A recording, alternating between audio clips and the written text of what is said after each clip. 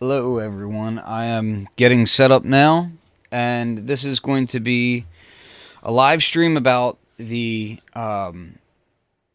PWM-ASM mode. Now, this is a mode of one of the mutants that I think a lot of people misunderstand, so I wanted to just kind of go over it a little bit and see if we can't shed a little bit of light on how to use it in the best way possible.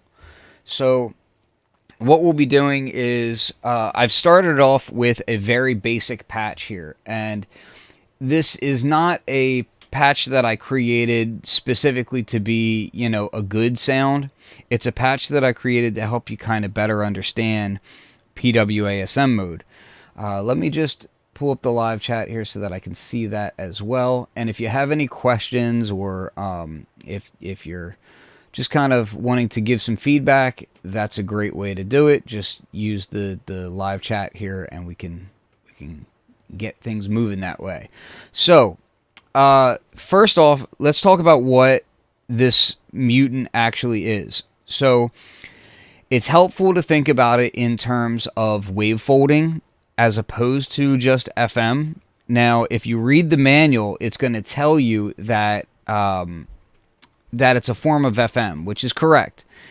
The difference is basically this is chopping your waveform up into several segments. So if we look at an oscillator here, imagine there being 8 divisions inside of this oscillator, and what we're doing is we're essentially bending each section individually, okay?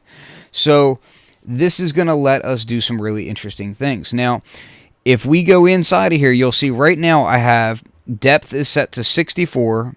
I'm 100% wet. And if we go into the custom edit area, everything is set to 64. All right. Now, the reason why I'm doing that is I want to show you what happens when all of these are equal numbers. You can do phase shift. Okay. So this first macro here, warp, is going to just move all of these custom edits here, the custom edit, all these warp points, they're all going to move together. They're not independent, all right? So if I hit this right now, and I guess I should do it this hand, and I just turn this, you'll see I'm phase shifting here, right? And you'll even hear a little bit of like crunch or whatever when I'm doing that. That's because you're hearing it in real time. And if I move it, you'll even hear a pitch move because I'm moving in time with that, right? Now, I'm going to show you on each one of these macros, I have different amounts of modulation set up for each warp point. And I've done that varying amounts on each one of these macros. And the reason I did this is because if you, for instance, were to go into the ASM PWM and just start turning all these at like random values, and then you turn up the depth, you're really just going to get this kind of irritating sound. It's not going to be very pleasant. It's just going to look like noise on the screen. And that's because you're FMing 8 different segments at an extreme amount, right? If you're doing anything with FM synthesis, wavefolding, or anything of that sort, generally speaking, you want to be subtle, because if you start going, overboard, you start turning knobs like crazy in an FM synthesizer or any kind of wavefolder. All you get is just a ton of harmonics all over the place, and there's nothing really controlled there. What we want to do is we want to keep things controlled. So exercise self-restraint, and you're going to go a lot further. So let's show you some examples here. All right. Now, right now this is just a sine wave, and if I turn up this wobble knob here, you'll see I'm folding at multiple points and in multiple different amounts. Okay. So each one of the stages there is a different level of FM happening. Now, if I turn this one down and I go to the next one, you'll notice this one is a lot more subtle. It's a lot smoother, and you'll notice that it's not quite as they're just not as frequent, right? And part of that is because when you go into your macro and we look at this, you'll notice I have these 3, 4, they're all the same, right? So they're all being modulated by an amount of 64, which means I'm taking that center piece, right? Remember, we're divided into 8 chunks, right? And I'm only applying extra FM to half of it, the first half of the waveform. The rest of it, I'm not even touching. So that means that the modulator is changing, all right? So half of the waveform is being changed, half of it is staying the same, and then I'm getting this kind of weird effect where it's just going to be a little bit more, oh, sorry, wrong one. It's going to be a little bit more smooth to it. Now on the twist one, you'll see I have some that are very close together, right here. That's very close together. So let's look at the macro, and you'll see I'm doing some negative amounts on the first half of the waveform, and then on the second half of the waveform, I gradually go up. So warp 0.5, I have it barely doing anything at all. And then the rest are all going positive. So we're going negative on the first half of the waveform and positive on the second half. So what that looks like is, and you can see where the change between them happens, right? So that's that little spot where like nothing's happening. And then you'll see that.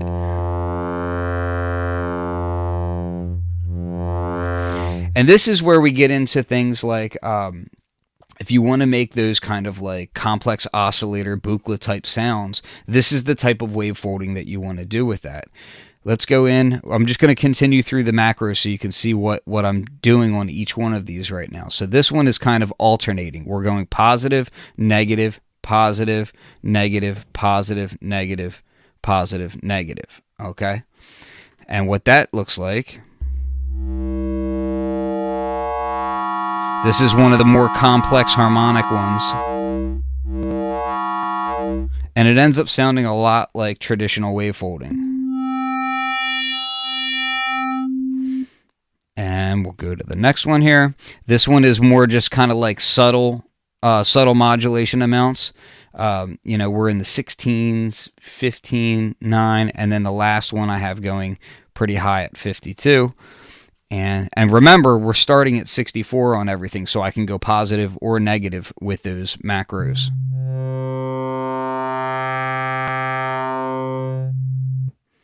Now, this last one is the ratio. And this is important because when we play with the ratio, we change things drastically as far as how it's going to sound. What's really cool about this is I actually have the ratio going down instead of up. And that's going to let us do some really nice sounds. So let's bring this one back up. This is the most complex one here. And then if I bring the ratio up, which is actually going down, and we can set to these nice little kind of off positions where we're just slightly out, and you get this movement.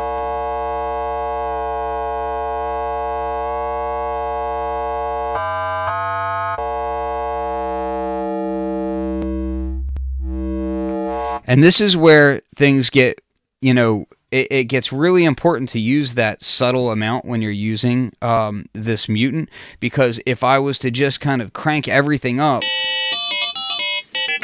and remember, this is just a sine wave that's going into it, so I'm using something with there's not a lot of harmonics to start with. I've got, you know, just my fundamental, but I have far more than just a fundamental here. And let's see if I can't bring this up. This is going to be probably slightly messy, but I'm going to do it just so I can give you guys an example.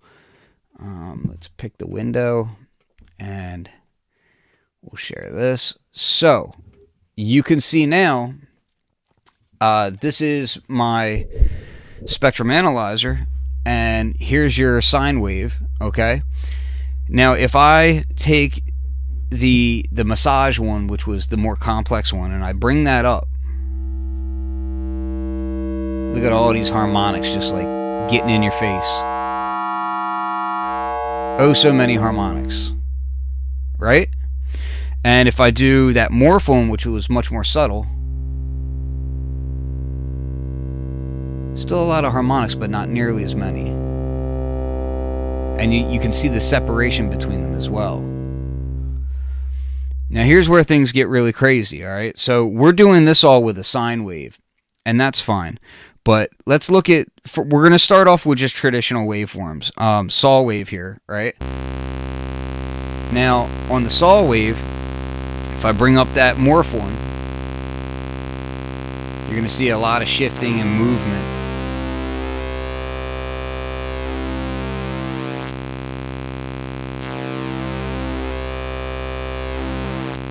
Now we're going to do the more complex one.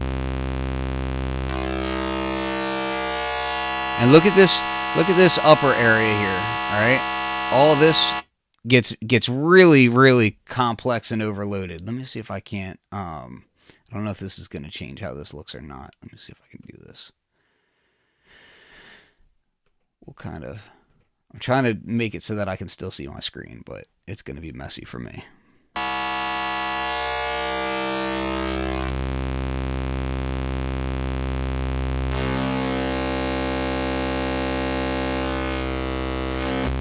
All right, so you get the idea there as far as adding in harmonics, right? Let's do something that you would actually want to do. First off, I'm going to let my dog in. Let's go here. I'm going to stop the screen share for a second. I'm going to let my dog in because puppies need love too. So let me do that. I hear you. Come on. Come on, both of you. Okay. We've got 2 puppies in the studio now. All right. Puppies make the harmonics warmer. So, all right, let's go ahead and do something that would kind of make sense for this sort of mutant. One of the things that I think a lot of people misunderstand when they're using it is they end up basically using it as a distortion, because when you just kind of ham-fisted start turning knobs on it, that's what it sounds like. It sounds like distortion. But you can make it sound really pretty, and I'm going to kind of show you a way to set something up that's a little bit more familiar. This is going to also kind of blend into something else that I think people misunderstand, which is the low-pass gate filter. So a low-pass gate in a modular system or any synthesizer is basically a Vactrol, and you're opening and closing a filter, which is also opening your gate, right? So you're letting sound out and you're getting brighter at the same time. This is how they open up. And because they're Vactrols, which if you don't know what a Vactrol is, all it is like, think of an LED with a photo sensing resistor, meaning that the resistance changes the more light hits it. So you have voltage coming in. The voltage makes the LED get brighter. That brightness hits the resistor, the photo resistor, and that changes the resistance, which makes the filter open and close. Okay, really basic stuff here. But the cool part about that is the shape of the envelope curve when it does that. So the filter itself is really just a normal filter circuit, right? But what makes a low-pass gate sound cool is the way that it opens and closes. So if you have something like low-pass gate selected and you want it to sound cool like a low-pass gate would in a modular system, you can't just leave it by itself. You need to set up an envelope. So here, I'll show you, I'm just going between filter 1 here, and I have my envelope here. And in my envelope, basically I have it set up 8 milliseconds attack, 768 milliseconds decay, and the release is just there to kind of let things ring out when I open up the amp more for the release on that. We'll get to that later. But if I go down here and we look at the curves, all right, what I'm doing is I'm doing a very exponential attack and then a bit more exponential decay than what's typical when you load up an initialized patch, at least. And you want to kind of play with them to taste. Not all Vactrols have the same response is the other thing. Many of them have different curves. This is why you'll often see that, Eurorack producers and anybody who's creating Vactrol circuits, they'll say like they're hand-matched Vactrols or whatever. It's because each set of Actrols has its own curve, and you want to kind of play with the shape till you get it to how you like it. Me personally, I found that somewhere between 8 to 15 milliseconds, 8 to 30 milliseconds is usually an attack style that is pretty close to some of the stuff that I have in my actual system. So that's what I do. Now, what I'm going to do here is I still have a sine wave here, and I'm going to use the low pass gate in conjunction with the ASM PW, or PW-ASM. I get the order of that mixed up. So let's just turn on the arpeggiator real quick, and we're going to do the modern day jump, which would be the Stranger Things type theme, but I'm going to have it on random, and that way YouTube doesn't come after me. Now I'm going to close the filter here. You'll see I'm just using these controls because I already have it set up, right? So resonance, cutoff, over here I have envelope amount. So I can take this all the way down, and of course, because I'm just on the fundamental right now, you're not going to hear a massive change aside from essentially VCA movement, right? So give it just a little bit of resonance here, and then I can play with this. Now let's play with these. We're going to do the most complex, most distortion-like one right off the gate.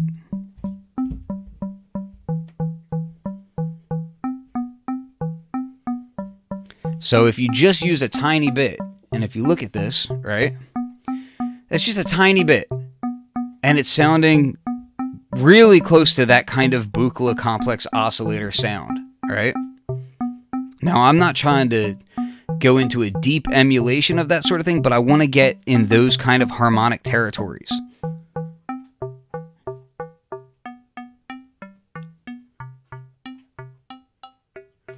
Now, let's have some fun with that. I'm going to give a little bit more volume. And if you guys have any issues with the levels, the volume levels in the stream, please let me know, and I'll try to adjust that.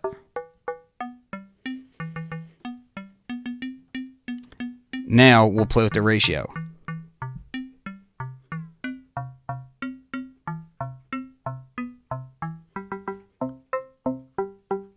Bring this back down a little bit.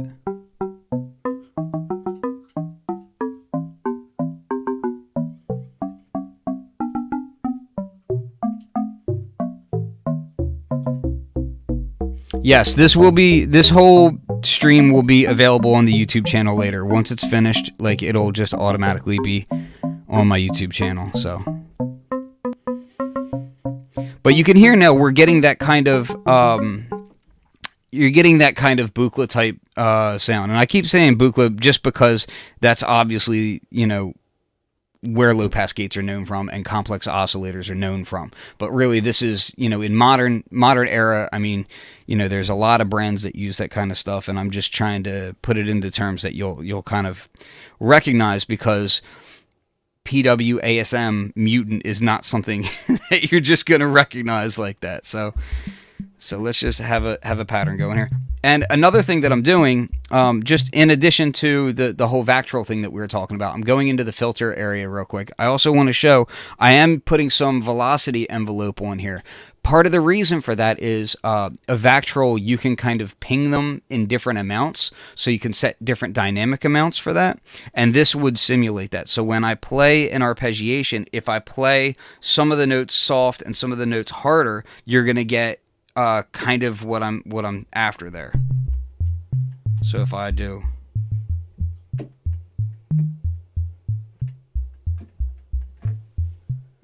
okay, so now we have that, and we can play with the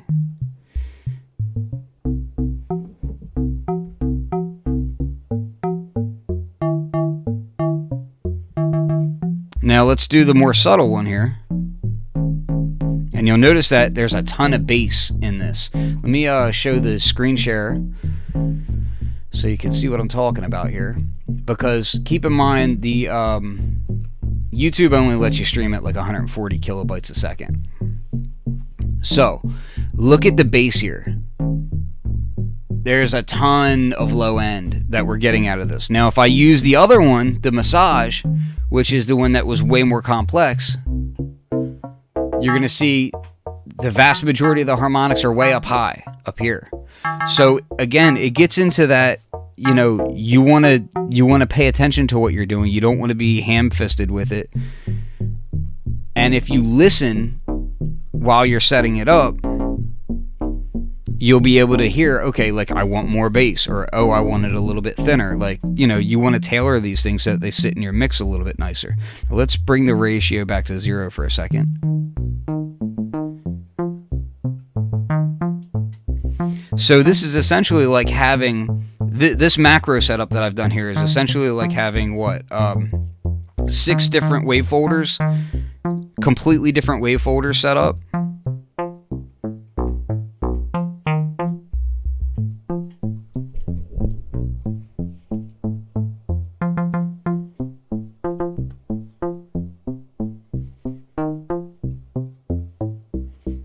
And I'll show you. Right now what I'm doing is, let's stop the screen share for a second. And you can see if you start combining these different modes here, right? I can combine these and you'll notice that they'll really vary. Let's take that one to like 60. Twist. A little bit of mangle.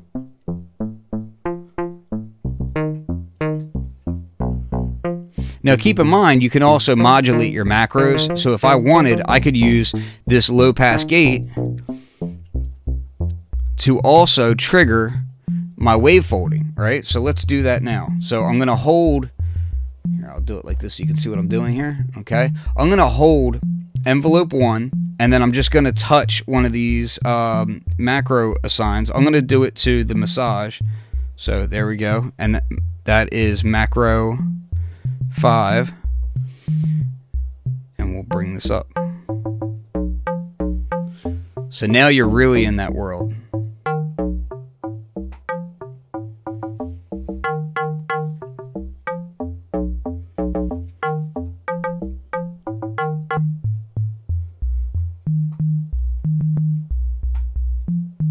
Oh, sorry, I kind of did something there. I forgot I was playing around over there.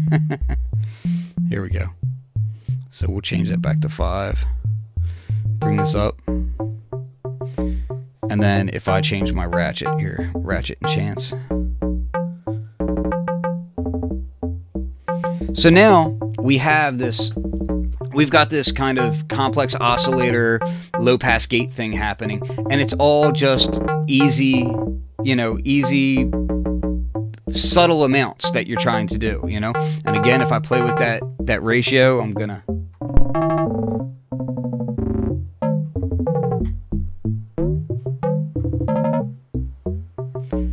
now if I go into the actual modulator here, the Mutant here, and I start bringing the ratio up, you get the bell sounds, and there you go. And then you can make them a bit more harsh with some feedback.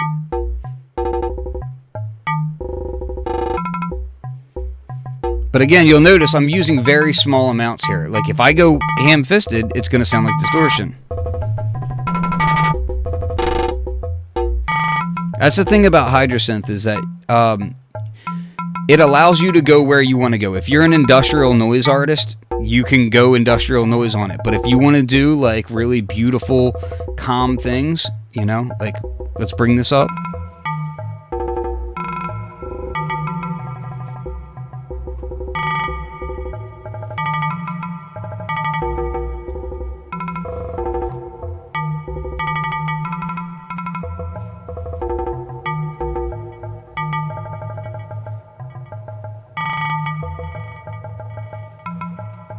We'll send a little bit of modulation to this as well, to this delay.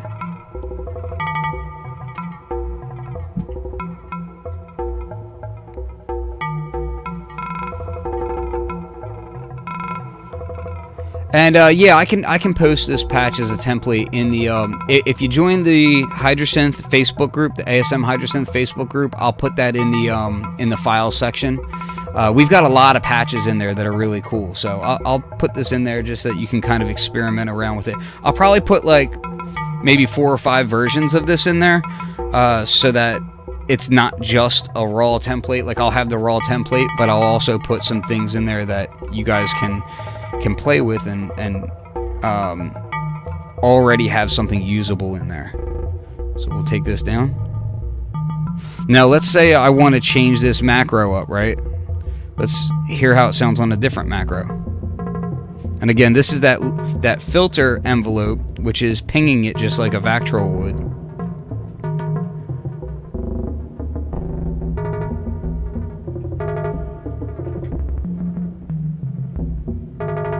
Okay, so this has all been really basic stuff, okay? And let's get out of this. And I'm not gonna waste too much of your time, but what I do want to show is I want to show some, you know, just a little bit more of what you can do. That's like the most basic aspect of this Mutant. What you can also do is you can start modulating these things from the LFOs and envelopes. You know, you've got 5 LFOs, 5 envelopes, polytouch, all that ribbon, all that stuff that you can modulate stuff from. That allows you a lot of really cool hands-on control. But I want to show really how this stuff starts sounding when you kind of play with it with other oscillator types as well.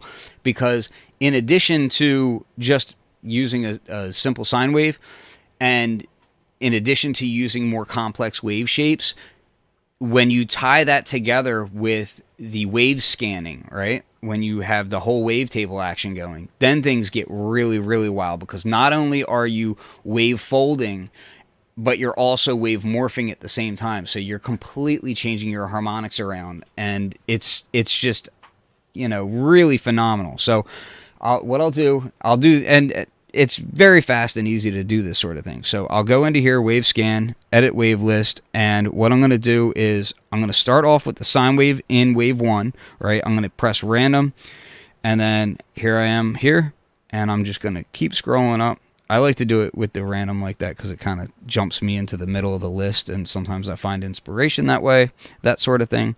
But right now, I'm using the melodic waves, and then the last few, I think I'm going to change. Yeah, from here on, I'm going to change a little bit.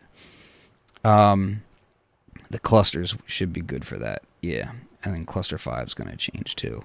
What I'm doing is I'm actually looking at the wave shapes, and I'm picking out waveforms that have some harmonic to them and have some character to them, but aren't insane. Like if you start out with something really wild, it's gonna get out of control probably faster than you want. So yeah, let's just show you where we're at right now. Now, if I get away from a sine wave,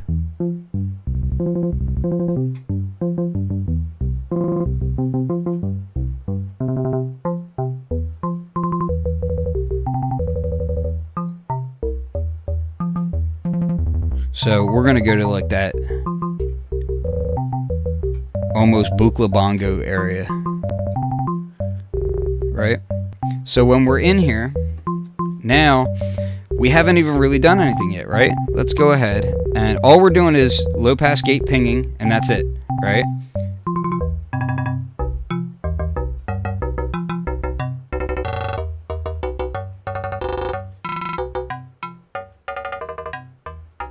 So again, you notice the higher I get, it's getting tinny. It's getting, you know, there's just a lot less there. But if we stay subtle, and I should point out that this is set up right now how I wanted to set it up for the test. If you want to set up a macro for your controls of these warp points, let's say, so like this one right here is kind of just a nut, right? You could go in here, and instead of having, you know, 76 and whatnot, I could take these way low, right? What if I take these to like really, really low numbers, right?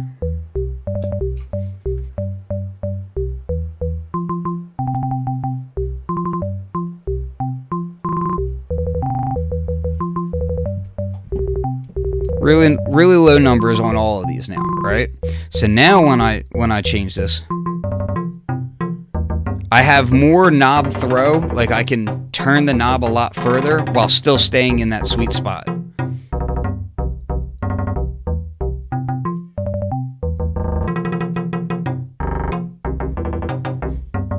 For instance, on the ratio, I have the ratio going -65 here. I could also bring it positive. Let's go positive 28. Just 28, that's all.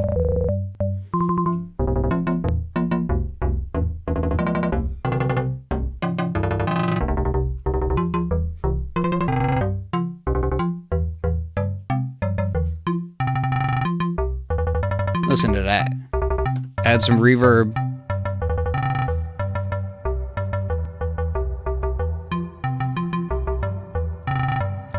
Some reverse delay.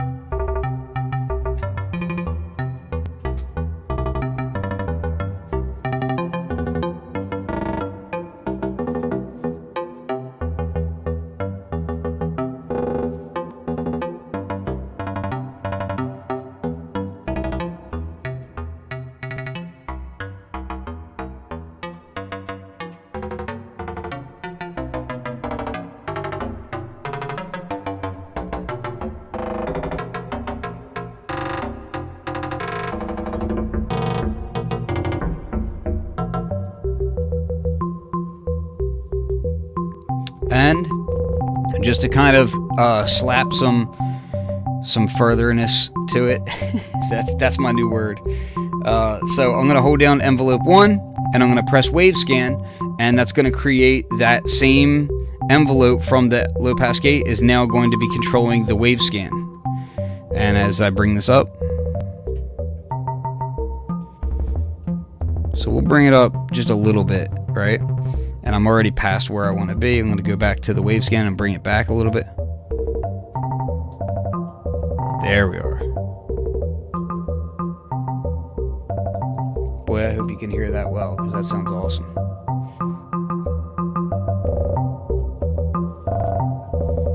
All right.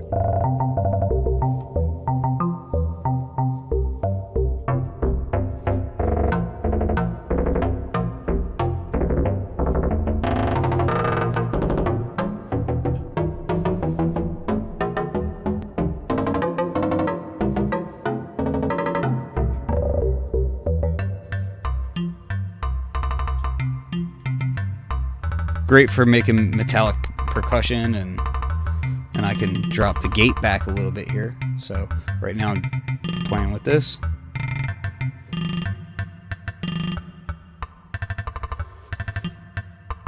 And now you're kind of simulating those shorter vac rolls. Short pings.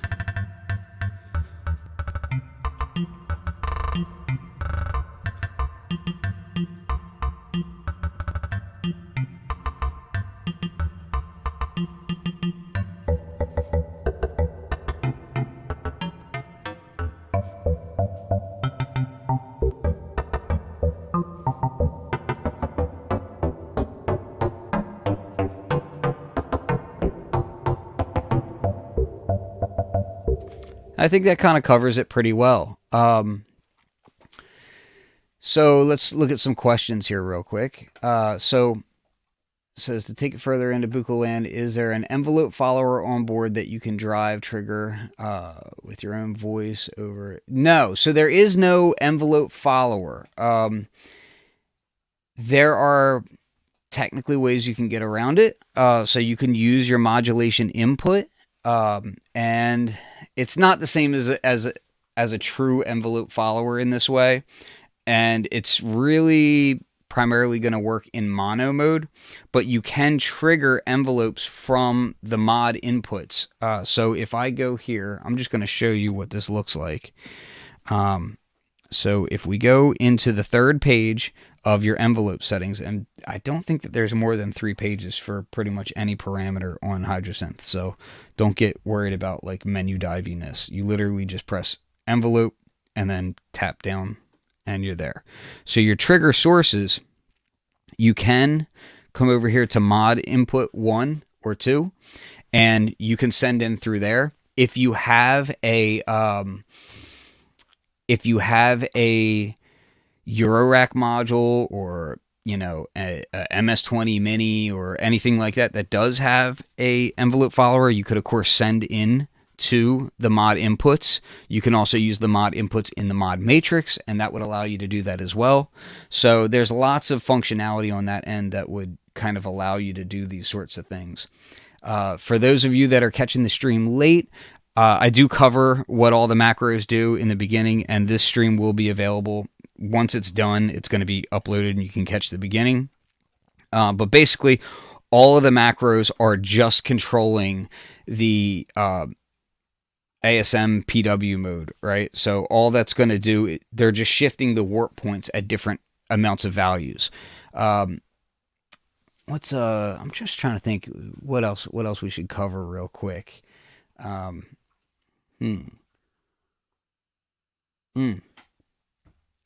So with the ratio aspect of this, let me just show you something real quick here. So in here we have the ratio, all right? When you're adjusting things, if you set your dry wet to less than 100% and you adjust the ratio, it's essentially like giving yourself a free oscillator. And this goes for all of the different mutants, right? Because you're blending and then you're independently controlling pitch, essentially. So it really can thicken things up. Now, if I do that same sort of patch that I had going on, right? And now I'm at 50. Here's 100. Here's 50. Okay. Make sure I'm doing the right stuff here. Now I'm going to adjust the ratio. And you can hear the fundamental is still there.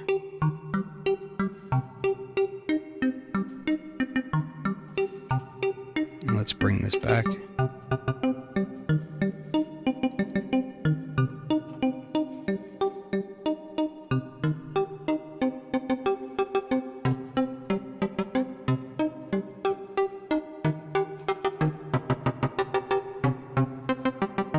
And if I go here,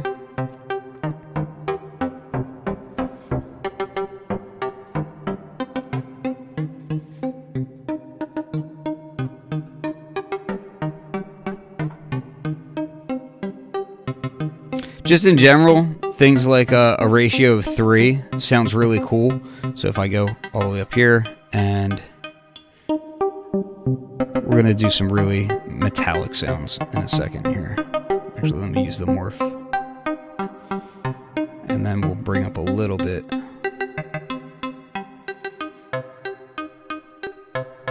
And go back here. Now if I change the depth, this is the depth of the entire mutant.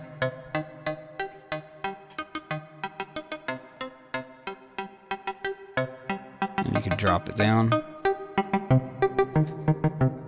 So if we stay real low, alright, like 9, and then adjust from here, we can...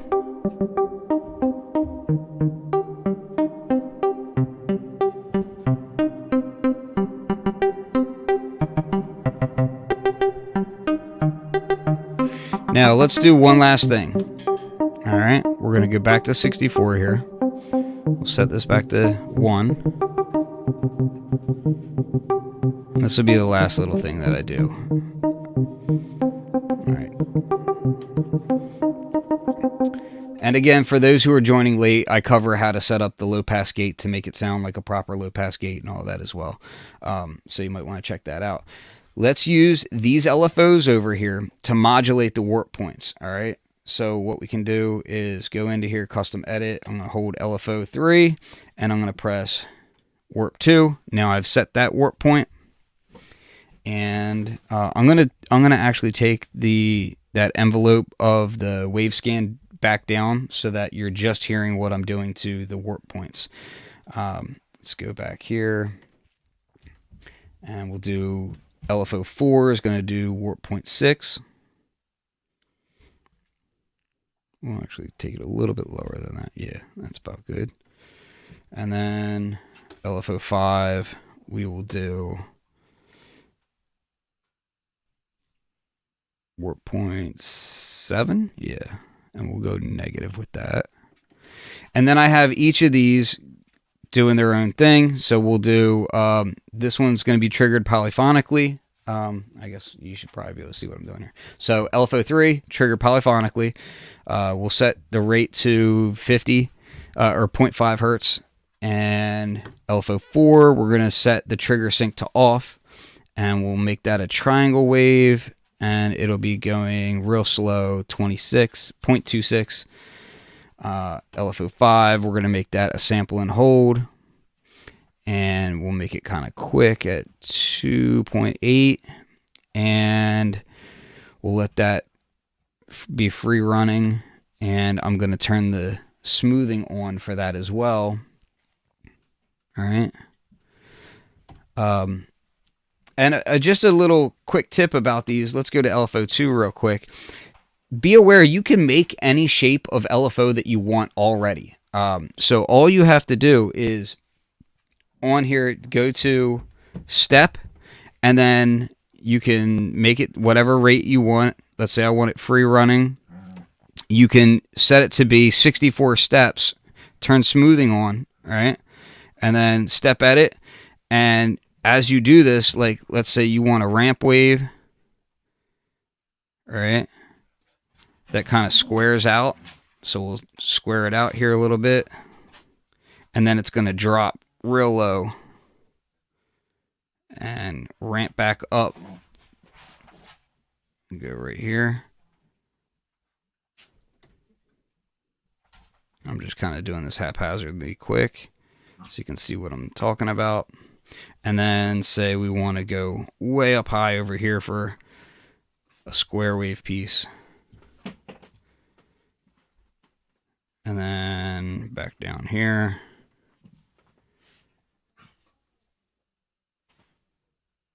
All right. And then that last bit, we can kind of do it like this.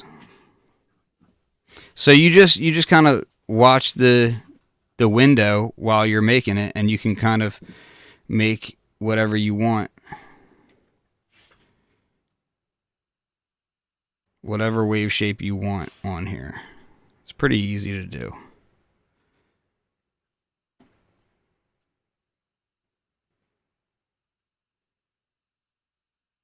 There we go. So, and then you have a custom wave shape for your LFO. Really easy to do that kind of thing. Yeah, and one thing that I really love doing, this is totally off topic, but one thing that I love doing with that, oh my God, stop. The one dog wants to play with the other, is using that sort of LFO to actually change the rate of like a sine wave or a triangle wave, to give that analog feel. It's really fun to do that sort of thing. Now, what we have is, stop, come here. She's gonna bark. She's just a puppy. So now we have, I'm gonna open this filter back up, and I want you to see how it's kind of morphing the waveform. That's all those LFOs morphing different sections of the PW-ASM mode. Bring this down here.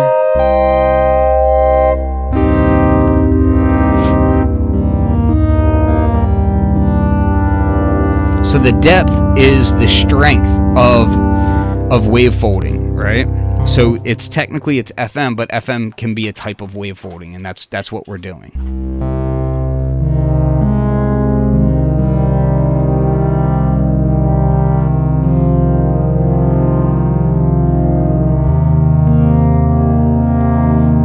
I see a Facebook user. I can't see the name. It says, "Not like our analog feel. Our analog feel is not the drunken sailor analog feel. Ours actually mimics what's going on in an analog polysynth with pitch tracking, filter tracking, and resonance values."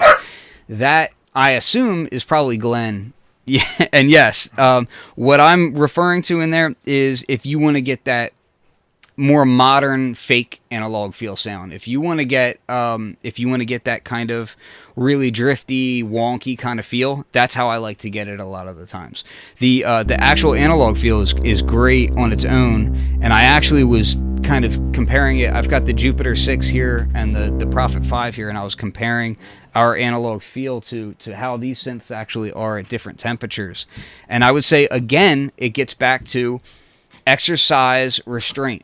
Subtle amounts get you much further in life on the Hydrasynth if you're trying to stay within a palatable range for the bulk of people out there. Unless you're trying to do some crazy noise industrial stuff, then go crazy with it. But otherwise, yeah, like analog feel 8 to 30 is about it. Like if you're going past 30, then it sounds kind of like a synth needs to be calibrated, and which, you know, is cool too. But so like right now I have it at 9.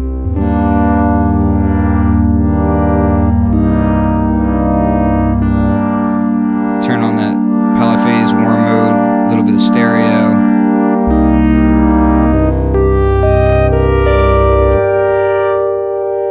I'm sure we're getting mighty close.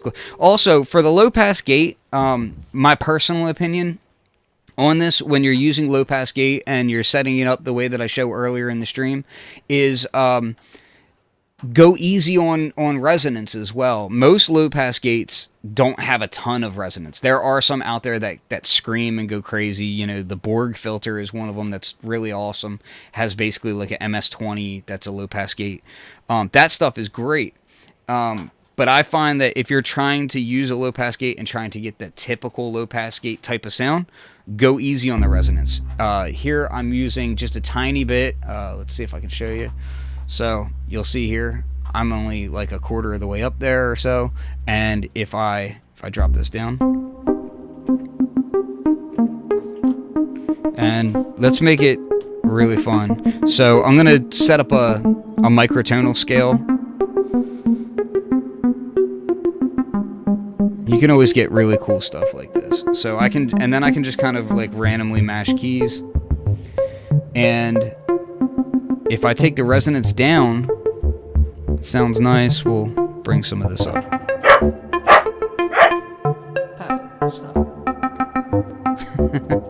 And then resonance up.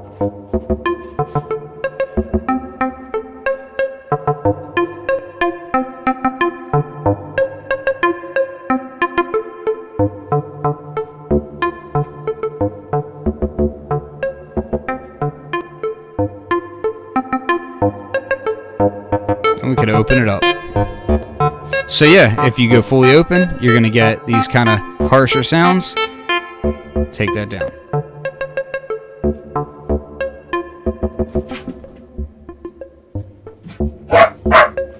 Okay, and now Pepper is getting unruly. So I think that pretty much... Oh my goodness, come here, girl. Come here. She's very much... she wants to party.